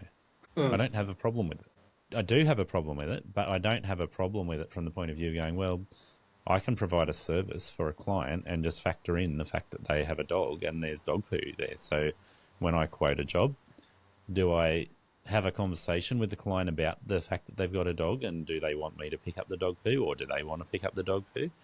Or do I just go, you know what, this would be a $75 job if it didn't have a dog on it. This is a $100 job every time I turn up. And don't tell the client that we need to have a massive conversation. It's just like I'm building in this ick factor of, I know when I turn up, I've got to either pick up dog poo or be prepared for a little landmine that I might not have seen. I'm Gary Ashton, and I'm here to help business owners succeed and enjoy being in business. Does running your business feel chaotic? Maybe you started it for freedom, to live the life you wanted, but now you're stuck in the grind, overwhelmed and exhausted. The stress doesn't stop. You work harder, but nothing really changes. Get real support at Think Tank Coaching. Get crystal clear on future goals, your ideal customers, and the numbers to focus on that will move your business forward. If you're ready to make a change, let's talk. Book your free strategy session now at thinktankcoaching.com.au. Yeah, I factored it into. I only have like one client that comes to mind who just doesn't pick up dog poo at all, and I just charge a little bit extra, and that's just the dog poo tax. Whereas like other clients, like one guy, he's so apologetic, like, I've picked up all the dog poo, but I'm so sorry, there might be like one or two in there, and he's just like, don't worry about it. Yeah. Yeah. So I guess, if you turn up to a quote and you say to the client, you know what, I've got this disability where I'm going to die if I see dog poo. You kind of got a valid argument to say, hey, I can't take you on unless you fit in this particular mold. Mm. But there's not a lot of people that are in that situation. I know when we're talking about disease that grows on dog poos, yes, there are real risks and people do get sick from these things. It's not stupid. But I am making a little bit of an extreme point there that you could take it to that extreme and go, you know what, I really can't be around this. Yeah. But you're in business. You're in business to clean up people's mess. And whether it's just cutting grass or whether it's cleaning up gardens or just cutting a nice hedge, some of the jobs are high-end where everything is spectacular, and some of the jobs you're going to get dirty. Yeah. And I think, like, communicating that in a way that's, like, eloquent for the client, like, hey, even if you've already had that conversation, there's still dog poo on the lawn, like, hey, I've noticed that this is happening. Yep. How can we come up with a solution together? I can pick it up for you. It will mean, a little bit extra. Otherwise, there's the issue of a safe workplace, and if it's not a safe workplace, then I can't enter it. Rather than giving someone the cold shoulder or using aggressive language, it comes across as quite unprofessional. Well, I've had a couple of conversations with customers over the years, not so much about the dog poo, although that one does come up from time to time, but the hard nose and the soft nose. So the soft one would be, if you leave things on the lawn, it's going to take me an extra 5-10 minutes to do your job. It's going to be worth a little bit more. So that's a soft no. It's like, okay, I could choose to make a big deal out of it, but I'm just going to make a little bit of a deal out of it and say, hey, if you want to keep your yard tidy so that when I turn up, I don't have to do that extra, it's going to save you a little bit of money. Mm. That's a soft no, right? And it's putting it in their court to save some money. Yeah. The other one is I had a client that had pebbles beside a full floor-to-ceiling sliding door glass window. I quoted the job. I did the job. I called the client, and this was a person who was a known person to me, like friend of a family or something to that effect. I said, hey, look, I've done the job this time, but there's a massive risk there, even though I've got insurance that would cover glass breakage. There's a massive risk because of all these pebbles that are beside the glass, and there's no edge there, so I'm literally whip snipping over the top of these pebbles. It's a time bomb waiting to go off. Mm. So we got an option there where I deny liability, so it's your problem if we get a broken window in the future. And they were happy with that. And then in the course of that conversation, I said, look, actually, I'm not really happy with that because I'm going to be stressed every time I whip a snip over there. So I'm going to recommend somebody else look after the lawn for you because it's a hard no for me. Yeah. And so they didn't want to do anything about the pebbles at all? I didn't really ask them if they did. It was a situation where they're there, and unless they're planning on doing a lot more work in the yard immediately, then I'm going to be turning up in 2 weeks to whip a snip over the top of those pebbles again, and I was going to lose sleep. So sorry. Yeah, I guess in my instance, if that was me, I'd be suggesting, would you like me to put in some garden edging to contain the pebbles, and that way they're separated. I'll snip up to the edging and. Well, there's so many ways that instance can be handled, isn't there? And my option was initially to go, look, we can deal with this by you taking full liability. And then I was like, no, I just don't want to deal with it. I'm busy. I've got better jobs I want to do rather than jobs which are less than desirable. But yeah, certainly an upsell in that situation makes a lot of sense. I can fix this for you. We can turn that into a feature garden with the pebbles, and make a clear gap between them and the grass. Yeah. Easy. Yeah. Upselling is such a handy thing to have, especially if you've got like a variety of skills. Yeah. Because in the time that you're on a property, you can make, way more in that time that you're there than if you're just doing a mowing service. Yeah, for sure. And that's part of growing a business, right? So initially, you're still in the early days, sort of 1.5 years in. Yeah. If I understand correctly, you're probably busy enough you don't need any extra work, though.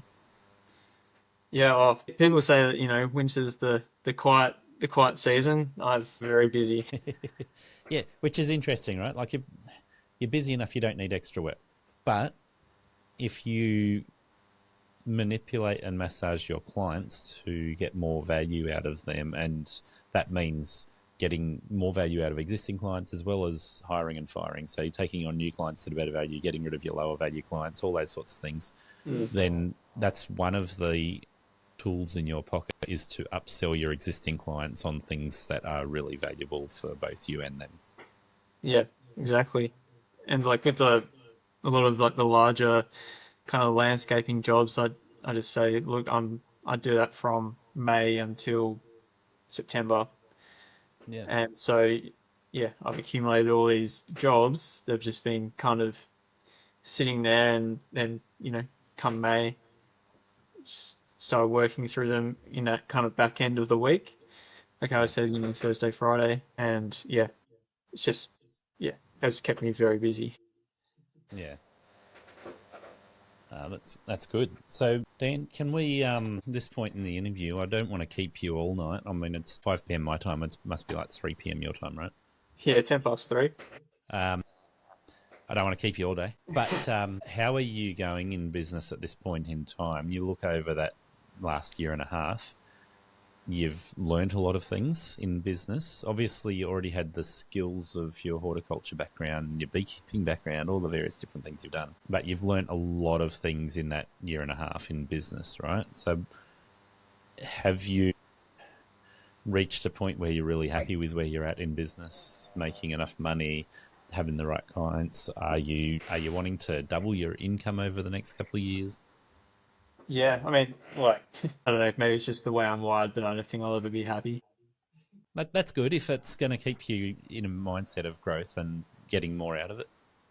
Yeah, 100%. I can see how things are going, and I'm pretty happy with the direction that they are going. And just like figuring out quoting has really enhanced my business and confidence to the point now where like a lot of quotes that I'm giving out, like I just want more no's. I want more people saying no's than yes. It's almost like a challenge, like trying to get to that point. Yep. But it's it even simple things like marking up on products. Like no one ever told me any of that stuff, and it wasn't until I was talking to uh, a turf farm, and they were giving me prices, and I was like, oh, but I've quoted this, and they're like, haven't you mucked up the grass? I was like, no. Like, what? I'm like, yeah, that's the whole point of having a trade price, is so that you can mark up and make money on the product. My mind was blown. Mm. Just little things like that, yeah, have made such a huge difference. And yeah, being confident and knowing what you're worth and knowing your value, um, it's really nice when a client says, don't ever move from bidding up. We need you. It's really nice when people say that. And yeah, just I'm still doing one day a week, going up to Mandurah, doing basically mowing around up there. Okay, yep. But I'll probably phase that out come summer. I think maybe a little bit through spring, but probably summer I'll phase out Mandurah. So is that like a 50-kilometre drive up to Mandurah? Yeah, something like that. It takes about an hour. Yeah, okay. Yeah. So that hurts you then if it's an hour up, an hour back. That's a smaller day you're doing, or you're eating into your family time. Yeah, and fuel costs. Yeah, significant fuel costs. So yeah, I got a few people in a few other contractors that I know in Mandurah, and so I'd like to bless them with those clients because there's some really good clients up there in Mandurah that I'd like to give. So yeah, and then hopefully spend the rest of do more of my business here in Binningup and also in Australind, which is about 15-20 minutes south of Binningup. And that's more kind of more built up than Binningup. And there's like, a few estates where it's, small lawns, but when you quote them right, you can do a couple in an hour and all of a sudden you've, tripled your hourly rate. Yeah. Like there was one this morning. There's two houses next to each other and it took me 40 minutes all up, but it meant that I was charging about $3 an hour. Oh, sorry, not $3 an hour. Sorry, $3 a minute. Yeah, okay. That's a big difference. Yeah, $3 an hour, man. It's been a long day. I'm just looking at Australind. So the Australind is sort of peripheral to Bunbury, and it's quite a decent sized area there. Yeah, and so that's almost like a sprawling suburb of Bunbury. Yeah. There isn't a super defined line between Bunbury and where Australind ends. But it also looks like right next to Australind, and I'm going to butcher the pronunciation, Leschnell. That looks like an interesting suburb. Is that higher end or is It's a mix. older suburb? Is it an older suburb? Yeah. I think I haven't really been through that area too often, but there's Eaton, which is a little bit lower socioeconomic. Yeah. And then there's a suburb called Treendale, which is a new estate area. And there's a few, I think there's a few little high-end sections in there. And that's more to accommodate all the people working in the mines out in Collie and also Pinjarra area. A lot of people from Binningup work in the mines, kind of Alcoa and Collie, and yeah. Yeah, interesting. So, yeah, certainly a lot of potential for you to change your target market there in different locations that are still very accessible for you. Yeah, it's not like I'm stuck in a little small town. Yeah, I'm lucky that I don't have to drive too far. I'm in a totally different place. Yeah, that's certainly quite accessible. Sounds like the next couple of years will be quite interesting for you, and certainly it's really good. It makes me really happy to see somebody like yourself a year and a half in, and you've learnt things that 15 years ago when I started, it took a lot of effort to find that information or a lot of time to actually make those gains. It puts you in a great position now for your business growth over however long you end up being in business to hit those things out of the park and keep on refining them. Yeah, I think, it wasn't, it's definitely, if I had learnt business as much as I had learnt horticulture, it'd be a different story. A totally different story. And I think we had a conversation the other day about, someone who doesn't have many qualifications but can do business really well can exceed someone who has got lots of qualifications. It's going to be an ongoing journey for me, but yeah, I can definitely see that I've made a lot of progress and a lot of mistakes, but a lot of lessons. And yeah. Well, your qualifications should be a huge advantage to you. But I think where they hold the biggest advantage, the biggest leverage, is when you've got your business skills honed. Yeah, I think so. When you got those So- two working, in conjunction with each other, then just the confidence. Yeah, you can land some really high-end clients because of your qualifications, but you can send your business broke working for high-end clients that are not paying you well. Yeah, definitely. And it's at the end of the day, it's not up to it's up to you, really. You're in Yeah. control of how much you charge, and that's probably the one thing that I really enjoy compared to working in government with a salary is just so much more control and freedom over what you can bring home. Yeah. Yeah, the sky's the limit when it comes to what you do when you're in charge of your business. Yeah, The direction you want to go, it's up to you. The extent to which you go in that direction, it's up to you. Do you want to keep it really small and agile so you can have a lot of flexibility, or do you want to make it massive and make it a well-known business, growing it with employees and looking after a lot of other people? A lot Yeah. more stress involved, but all those things possible. yeah. I think it'll be a while before I manage people again. I want to give it a substantial break.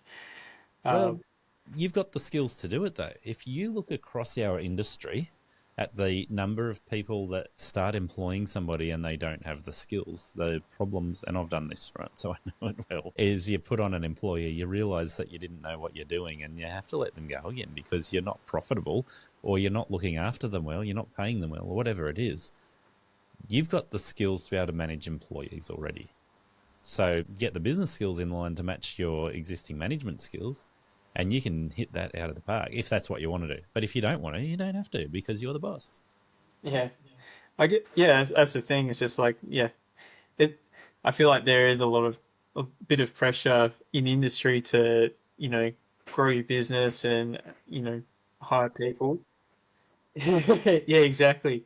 But also you don't have to. You can make it whatever you want. Yeah, and I see this when you look at the American industry, the green industry in America, and you see it through the podcasts, the YouTube channels, the Instagram accounts. They tend to hyper sensationalize the notion of success means having employees and having, $1 million turnover or multi-million-dollar turnover. And it's like in Australia, nah, it doesn't exist. Like there's plenty of people that do that, but there's plenty of people who are considered quite successful without doing that. Yeah. And there's one guy in America who I follow. His account's like Blades of Grass lawn mowing, and he's a sole trader, but he often does like tips and tricks in business. And like I think one of his tips was he had one where it was like pros and cons of having staff, and basically he said for him having he preferred not to have staff, and he does very, very well. And that's not a lot of people in America you'll hear that from. Not a lot. Yeah. Their path to growth is hire some immigrants, pay them $5 an hour. And I'm being a little bit extreme there, but that's generally what they do. And build your wealth. Well, at least a lot of them do cylinder mowing over there. So Really? I thought everyone in America was cutting their grass at 5 inches tall and side discharging. No, they do have diversity. Definitely. yeah. I'd like to one day. I mean, I can't stand golf, but I'd love to go and see some of those golf courses they got there. Yeah, that would be interesting. Yeah. I've never played golf. I've played putt-putt, but that's about it. I've never played golf in my life. And looking at what we do, we work in the green industry, call ourselves experts, cutting grass and tending to gardens. It's almost expected that golf should be a part of your life. Yeah, I mean, I try and one of the things I noticed with those greenkeepers over there, like the high end stuff, like they all tuck their shirt in. They're all well dressed and like tuck their shirt in, and so I want to dress like one of those. So I always have my shirt tucked in. Oh, okay. Yeah. Yeah, I won't say what I really think about that, but that's cool. Yes, I've always had shirts untucked. But Yeah, yeah, okay. that is interesting. So does that mean you go for the polo shirt instead of the high-vis shirt as well? Yeah, so this is literally what I wear: a khaki button-up shirt, and then khaki pants. I can't wear shorts. I just like, yeah. When you're working with roses and then also whippersnippering, just yeah, I'd rather just wear pants. I wear short pants most of the year. I'm actually wearing long pants at the moment, but I've been unwell this week. Okay. But yeah, this winter's been cool enough to wear the long pants on more than I would otherwise. Otherwise, there's been winters where I have not worn long pants all winter. Well, your game. No, I just like wearing shorts, and I don't like the whip snipping doesn't bother me. That there was a time there where I said the only time I'd put long pants on was if I was working in 6 foot high grass, and I thought there might be snakes around. Yeah, because snakes can't bite through pants at all. Well, I like snakes more than I dislike them, but yeah, that's a false sense of security, right? But it's funny. Most of the work that we do, the snakes are running the other direction, 100 mile an hour, and you don't have a confrontation. But Yeah, you do get the odd occasion where you come across them. yeah. In those instances, you're more lucky than unlucky. It's a privilege to see a snake all the time. Yeah, look, most of the time when I see snakes, I'm happy to handle them. I'm not bothered by them. I like them.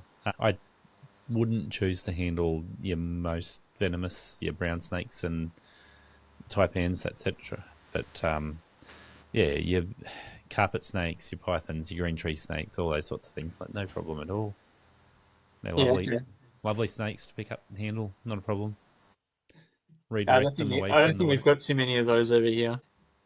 Yeah, I'm guessing the snakes you're more likely to come across are not obviously not an eastern brown, but a brown snake or something dangerous. Yeah, brown snakes, dugites, especially because we're coastal, and then tiger snakes when you're around bushland. Yep. They're kind of like the main snakes we get around here. Yeah, and most of them you want to have a decent, healthy gap between you and them. Yeah, yeah. Well, yeah. Admire them, but not closely. If you're making enough noise, then they usually stay away. Yeah, and that is true for most of those snakes. Yeah. I have heard occasionally that tigers are not put off as easily as others. Nah. Yeah. They're a bit more confident. Let's just say that. I've had one or two interactions with a tiger snake and make sure I kept my distance. They're a very beautiful snake though. I've seen one that's been hit by a car, and yeah, just look at some of the patterns in it, and yeah, I don't want to come Yes. across as one of those snake weirdos, but I've got an appreciation. Oh, I'm happy to come across as a snake weirdo. I love them. They're great. Awesome. Thank you for your time. It's been awesome to get you in for an interview, and it's been a long interview. But is there anything we should cover that we haven't covered before we wrap this up? No, look, I'm super stoked to be on here, and yeah, I've really appreciated all the things that you've said, or things for me to think about and use in the future as well. And yeah, can I do a couple of shout outs? Yeah. Well, Luke Smith, Yep. yeah, he's done heaps for me. I've literally got his old ute, a chainsaw, hedge trimmer, hat. Obviously, his wealth of knowledge and he's extremely generous. West Coast power equipment. Yeah. Okay. So that's your Yeah, local mail shop. yeah, they're up in Mandurah, and yeah, they'll do anything to make sure that you're back and running if you've got an issue with your mower, or that go out of their way. Yeah. I'm guessing you don't have a good local shop in Binning up to replace that. You'd rather make the trip to Mandurah. Yeah, well, it just works out. So I go up to Mandurah once a week. There's mowing shops in Bunbury and also in Harvey, but I just haven't gotten around to going over there. Fair Um, enough. Yeah. yeah, And they look after you, so why not? yeah, exactly. That's what I'm trying to do here, is give them a bit of a plug. Yeah. And then True Blue Turf Farm. They're based in Bustleton, Yep, which is not too far out. and they also have a turf shop as well where you can buy turf products. And they've given me heaps of work. They've given me tons of work. So Yeah. yeah, Nice. it's when I started running this business, I didn't realize just how tight and generous the community is Yeah. in contractors and other people in the industry. That just everyone wants to see you do well, which is really, really cool. You don't see To that. build relationships with places like that because they give back so much. They're invested in you because you're their access point to their customers in Binningham. Yeah, well, yeah, I try to be. They're more on the higher end of turf, so it can be a hard sell sometimes, especially when there's other turf farms that are cheaper. Yeah. But yeah, I always try and recommend them as much as I can, and they've got tons of products for applications. But thank you, Dan, for gracing the podcast dungeon. It's been good to talk to you. Thanks so much, Gary. Yeah, really stoked to have chatted to you. Thank you for listening to Aussie LawnStars. Please remember to rate and review the show on the Apple Podcasts app or the player you use. Exciting new shows are released every Monday. Make sure you follow or subscribe to hear the next episode.